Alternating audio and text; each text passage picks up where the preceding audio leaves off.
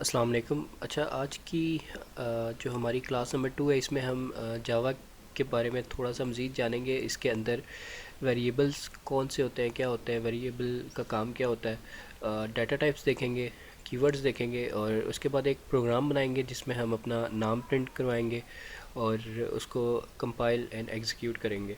ठीक। उसके बाद दूसरा प्रोग्राम हम बनाएंगे जिसमें हम वेरिएबल की कोई वैल्यू स्टोर करेंगे और उस वैल्यू को हम प्रिंट करवाएंगे। तो सबसे पहले हम देख लेते हैं कि वेरिएबल्स हमारे पास क्या होते हैं। ठीक। वेरिएबल बेसिकली हम यूज़ करते हैं अपने डाटा को स्टोर करवाने के लिए, और वेरिए वेरिएबल की वैल्यू प्रोग्राम की एग्जीक्यूशन के दौरान चेंज हो सकती है। किसी भी वक्त हम इसकी वैल्यू को चेंज कर सकते हैं। वेरिएबल मेमोरी में वो लोकेशन है जिनमें हम डाटा को स्टोर करते हैं। जैसे कि मैंने यहाँ पे एक एग्ज़ाम्पल दी हुई है। मैं लेट्स सपोज टाइप करता हूँ int B is equal to 15। ठीक है। जब मैं int B is equal to 15 type करूँगा ना, तो मेमोरी में कुछ इस तरीके से ये डिस्प्ले होगा। ठीक है। तो सबसे पहले हमारे वेरिएबल का नाम डिस्प्ले हो गया। ठीक है। वेरिएबल बेसिकली इंट के आगे जो ये बी लिखा हुआ है, आप कुछ भी लिख सकते हैं, लाजमी नहीं है बी लिखें ए लिखें। अब जो इंट बी है, इसमें हम जो वैल्यू स्टोर करेंगे वो सिर्फ और सिर्फ इंटीजर्स नंबर होंगे, यानी कि पॉइंट वाली वैल्यू स्टोर हम नहीं कर सकते। लेट्स सपोज अगर आप स्टोर करना चाह रहे हैं int B is equal to 15.5। ठीक। तो ये आप इंट में नहीं स्टोर करेंगे, ये आप फ्लोट में स्टोर करेंगे। ये हम जब डाटा टाइप्स देखेंगे तो उसमें हम देखेंगे। अच्छा, अभी जब मैंने लिखा फ्लोट ए, ठीक है, तो उसने फ्लोट तो ए तो लिख दिया, मेमोरी में ए तो असाइन हो गया, लेकिन ए की जो यहाँ पे मेमोरी है ना, वो इसने खाली छोड़ दी, यहाँ पे कुछ भी नहीं लिखा। ये हम उस टाइम यूज़ करते हैं जब हमने यूज़र से कोई ना कोई वैल्यू लेनी हो, तो तब हम इसको छोड़ देते हैं। मतलब हम बाद में जब हम जैसे कि मैंने अभी बताया था कि वेरिएबल की वैल्यू हम कभी भी चेंज कर सकते हैं। जब भी हमने वैल्यू लेनी हो तो वो ऑटोमेटिकली यहाँ पे आ जाएगी। ठीक है। जो ए वाली मेमोरी लोकेशन खाली है। अच्छा, एक चीज़ और, हम कभी भी जब हम प्रोग्राम में कॉल करेंगे ना, तो हम 15 को कॉल नहीं करेंगे, हम कॉल करेंगे अपने वेरिएबल को। ठीक है। जिसमें हमारी वैल्यू स्टोर हुई होगी। अ, जैसे कि मैं आगे चल के हम जब प्रोग्राम बनाएंगे तब आपको इस चीज़ की समझ आएगी। तो जब भी हम किसी वेरिएबल को कॉल करेंगे तो उसके अंदर जो भी वैल्यू होगी वो हमारे सामने आ जाएगी। आगे जब हम सेकंड वाला प्रोग्राम बनाएंगे तो उसमें आपको ये चीज़ समझ आ जाएगी। अच्छा, उसके बाद ना नेक्स्ट आ जाता है हमारे पास डाटा टाइप्स। ठीक। तो डाटा टाइप्स क्या होता है, यहाँ पे मैंने कुछ डाटा टाइप्स यहाँ पे लिखी हुई हैं जो कि हम जावा के अंदर यूज़ करते हैं। आप डाटा टाइप्स को देख के ये बता सकते हैं कि इसका साइज़ क्या है और इसमें किस टाइप की वैल्यू स्टोर है। जैसा कि बाइट है, इसमें हम इसका जो साइज़ है वो 1 बाइट है, इसमें सिर्फ और सिर्फ 1 बाइट की वैल्यू स्टोर हो सकती है। इसी तरह शॉर्ट है, तो शॉर्ट में भी 2 बाइट की वैल्यू स्टोर हो सकती है। इंट इंट में हम कौन सी वैल्यू स्टोर करते हैं, जैसे इंट में हम इंटीजर नंबर को स्टोर करते हैं, जैसे कि 5 हो गया, 6 हो गया, 12 हो गया, 100 हो गया, 50 हो गया। इस तरीके से जो नंबर्स होते हैं ना, वो हम इंटीजर में या शॉर्ट में स्टोर करते हैं। अगर हमें ज़्यादा नंबर यूज़ करना है तो हम इसको लॉन्ग यूज़ करेंगे। ठीक है। उसकी जो मेमोरी होती है, उसका जो साइज़ होता है वो 8 बाइट होता है। उसके बाद आ जाता है फ्लोट। फ्लोट में हम पॉइंट वाली वैल्यू स्टोर करते हैं, जैसे कि ऊपर मैंने बताया था। यहाँ पे फ्लोट अगर आप यहाँ पे लिखते ए इक्वल टू 10.5, तो ये वाली वैल्यू जो है ना, ये फ्लोट में स्टोर होगी। अगर आप इस वैल्यू को यहाँ पे इंटीजर में लिखते हैं तो ये आपका प्रोग्राम एरर दे देगा। आंसर तो देगा लेकिन कुछ और ही देगा, एग्जैक्ट आंसर नहीं देगा। तो इसके लिए हम फ्लोट टाइप की डाटा टाइप यूज़ करते हैं। और अगर हमने ज़्यादा मेमोरी में हमें मतलब ज़्यादा नंबर स्टोर करवाने हो तो हम उसके लिए डबल को यूज़ करते हैं। तो इसकी मेमोरी जो होती है, इसकी मेमोरी का जो साइज़ होता है वो 8 बाइट होता है। उसके बाद आ जाता है कैरेक्टर। कैरेक्टर हम सिंगल वर्ड को स्टोर करने के लिए यूज़ कर सकते हैं, सिंगल टाइप ऑफ कैरेक्टर को, जैसे A B C D E F to Z। ठीक है। तो ये इस तरह की जो वैल्यू होती है ना वो हम स्टोर करते हैं कैरेक्टर टाइप में। उसके बाद आ जाता है बूलियन। बूलियन में हम बूलियन की जो मेमोरी होती है वो 1 बाइट आपके सामने स्क्रीन पे डिस्प्ले हो रहा होगा, और इसमें हम सिर्फ और सिर्फ ट्रू और फॉल्स को स्टोर करते हैं। मींस के लेट्स सपोज आपने कोई प्रोग्राम बनाया है, आप सिर्फ और सिर्फ उसमें ये चीज़ जहाँ पे चेक करना चाहें कि ये ट्रू है या फॉल्स है, तो वहाँ पे आप बुलियन को यूज़ करेंगे। ठीक है, तो ये कुछ 8 डाटा टाइप्स थी जो हम यूज़ करते हैं अपने जावा में। अच्छा, उसके बाद आ जाते हैं जावा के अंदर कीवर्ड्स। ठीक है,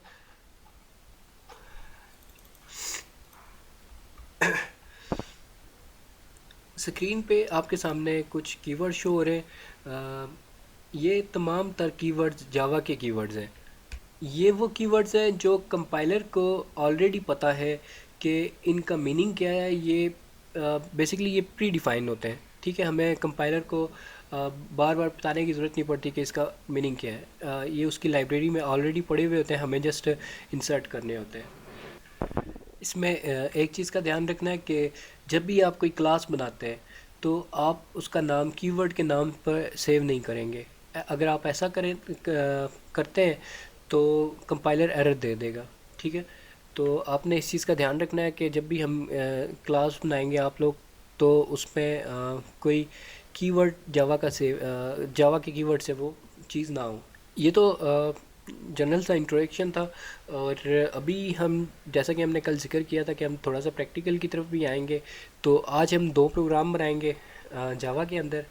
और बाकी हम प्रोग्राम बनाते हुए देखते हैं उसकी लाइब्रेरीज़ वगैरह और सारी चीज़ें। और उसके लिए सबसे पहले आप क्या करें, सिंपली नोटपैड प्लस प्लस को ओपन कर लें।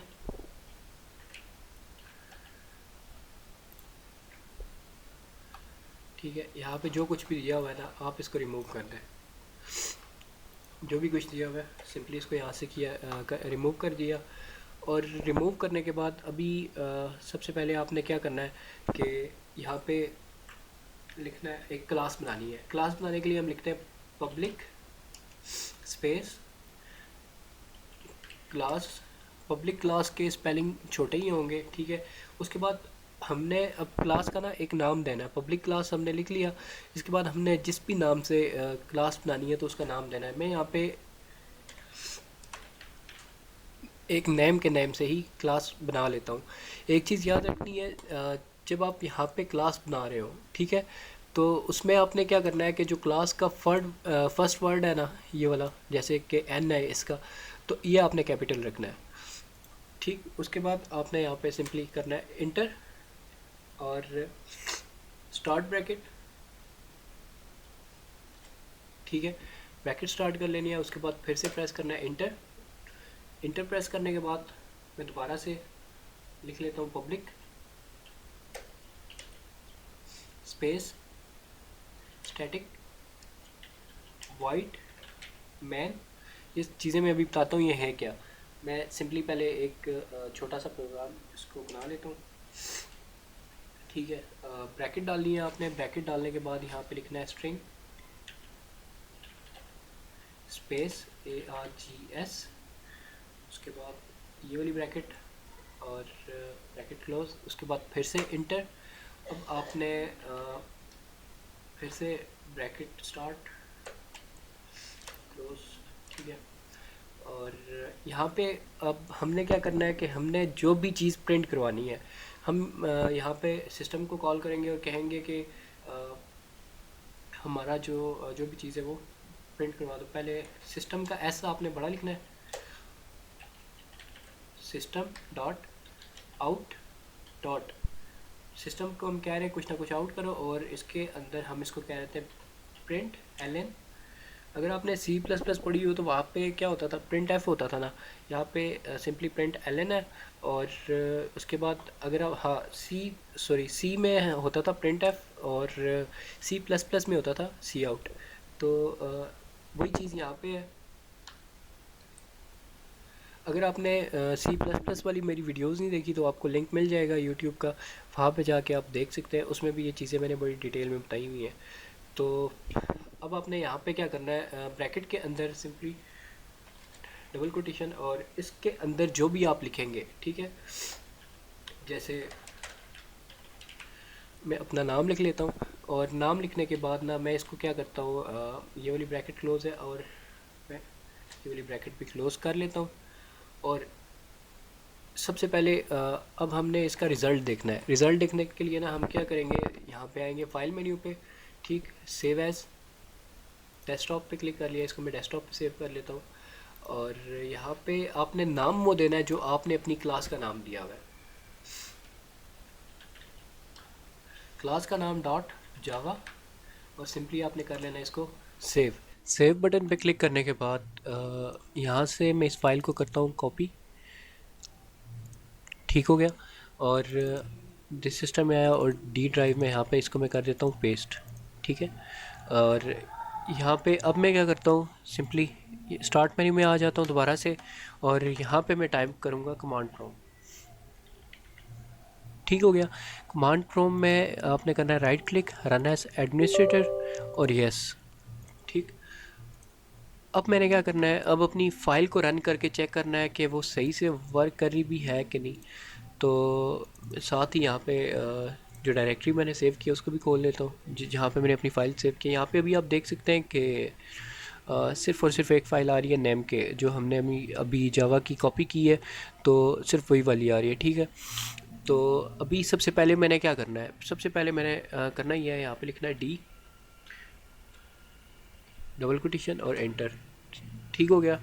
और अब इसने क्या किया कि ये हमारी डी डायरेक्टरी में चला गया है, ठीक है। अब डी डायरेक्टरी में जाने के बाद यहाँ पे आपने करना ये है कि जावा के कंपाइलर को कॉल करना है, ठीक है। इसके लिए जावा सी, और उसके बाद आपने जो फाइल का नाम रखा था नेम डॉट जावा, यहाँ पे ये चीज़ आपने देख लेनी है कि एग्जैक्ट वही नाम रखना है जो आपकी फ़ाइल का हो यहाँ पे, ठीक है। यहाँ पे नेम है ना, हमने पूरा नाम रखा था नेम डॉट जावा, ठीक है। तो उसके बाद मैं क्या करता हूँ, सिंपली प्रेस इंटर।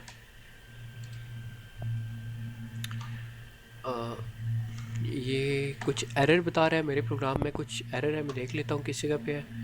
दोबारा से आते हैं, इसको डबल क्लिक करते हैं, और हाँ, यहाँ पे हमने क्या किया कि सेमी कॉलन नहीं लगाया, ठीक, सेमी कॉलन नहीं लगाया, इसकी वजह से उसने एरर दे दिया।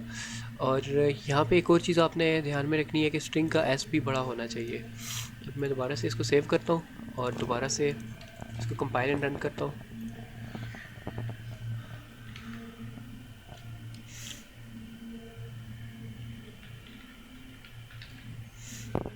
ठीक, अभी ये आप देखें कि इसने कोई भी एरर मेरे सामने डिस्प्ले नहीं किया।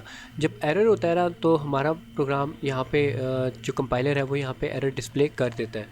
तो अब मैं इसको कर लेता हूँ मिनिमाइज़, और यहाँ पे आप देख सकते हैं इसने नेम डॉट क्लास के नाम से ना एक और फाइल ऑटोमेटिकली क्रिएट कर दी है। हमने उस फाइल को नहीं छेड़ना, हमने क्या करना है दोबारा से, अब हमने लिखना है जी जावा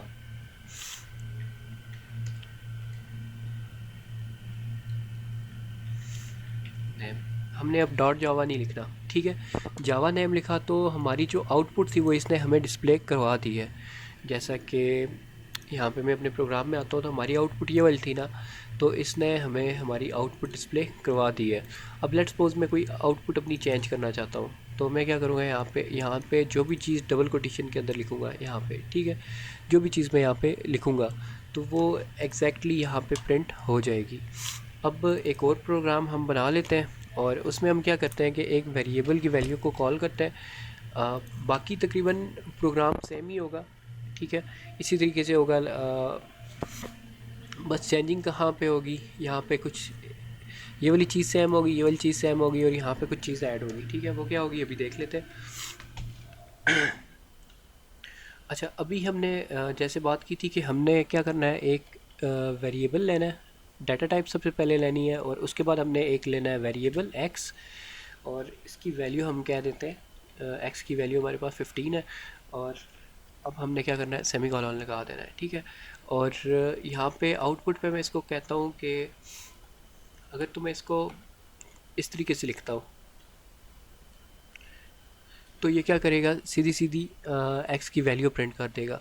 लेकिन अगर इसके साथ में कुछ मैसेज डिस्प्ले करवाना चाहता हूँ तो फिर मुझे क्या करना होगा कि मुझे यहाँ पे सिंपली वही डबल कोटेशन डालनी है और इसके अंदर लिखना है वैल्यू ऑफ एक्स इज़,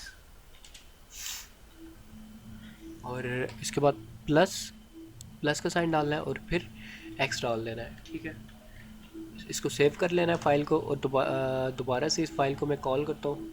ठीक है, इसको बंद करके मैं दोबारा खोल लेता हूँ।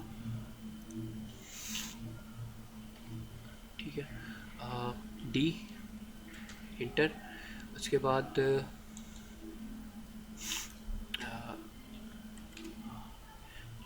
जावा सी space name dot Java enter. इसने एरर कोई नहीं डिस्प्ले किया और अब हमने क्या करना है, जावा नेम। ठीक है, तो यहाँ पे आप देख सकते हैं कि जो भी एक्स की वैल्यू थी ना वो इसने यहाँ पे डिस्प्ले कर दी है।